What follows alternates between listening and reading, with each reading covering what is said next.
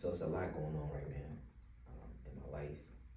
And I told myself that I was going to get back into content creating a little bit. Um, but it's been heavy. Uh, there's been a lot of heaviness happening in my life right now, and I'm dealing with a lot of things. And I thought it was going to stop me from recording today. But we're going to talk about why it's important to continue to move forward, even when it's hard, even when the cards are stacked against you or you're uncomfortable. For me, because I can't speak for everybody, right? But for me, I've always used the term "I'm built for this," and "I'm built for this" came from as a kid. My first car was a Ford Taurus, and I've actually had 3 Ford Tauruses in my life and a Ford Fusion. Neither here nor there. It's not an endorsement for Ford brand, but their motto back then was "Built for it tough." And so being built for this was something for me that really helped me to navigate the hardships of life. The older I get, the more I recognize that being built for something, well, it used to mean that because you're built for it, that it's not gonna hurt you. Because you're built for it, it's not going to slow you down. What I've come to realize in my more mature space is that being built for something just means that I can endure it. There's a saying: God gives his toughest battles to his strongest soldiers, and I don't know that that's out of the Bible, right? I don't talk much about being a Christian counselor or nothing like that because I I'm not a Christian counselor. I'm a counselor who grew up in a Christian household and have Christian values and believe in Christian principles, but I do not profess myself to be a Christian counselor because I think there are other parts of life beyond Christianity that I encourage people to engage with. And so the idea of being this strong soldier and getting the toughest battles, that might be comforting to some people. Not for me.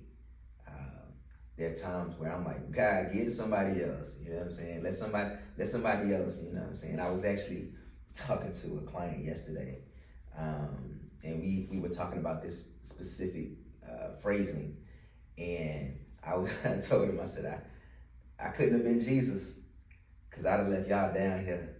Because when Jesus said, Lord, let this cup pass me, that'd have been the end of my sentence. But, if you know anything about the Bible, in that part, Jesus says, not my will, but thy will be done. And then he died on the cross, which, for Christians and people who believe in Christianity, that's the coup de grace of life, right? And so, but not me, I think the older I get, the more I recognize that I don't want to be the savior of people. And I think it took a long time for me to get there.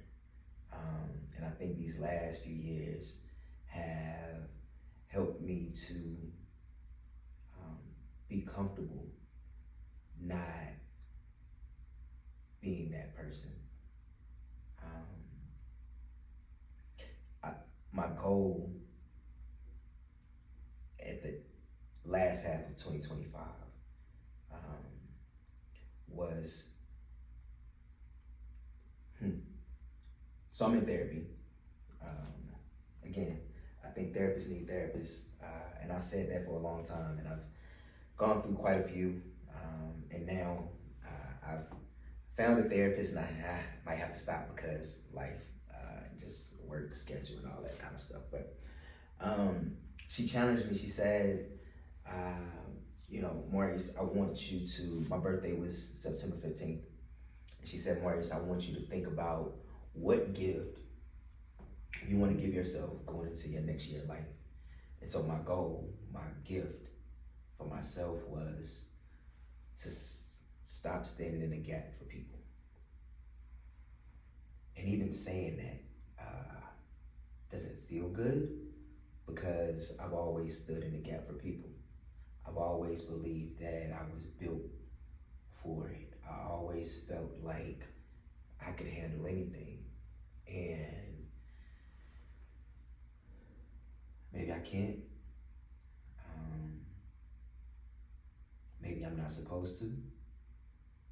Maybe I'm built for something different. And so I think that it's important to recognize when life is giving you an opportunity. And so there's a couple of opportunities coming down the pipeline that I want to take advantage of. And so that's what I'm doing. And as I navigate that space, maybe, just maybe, I'll give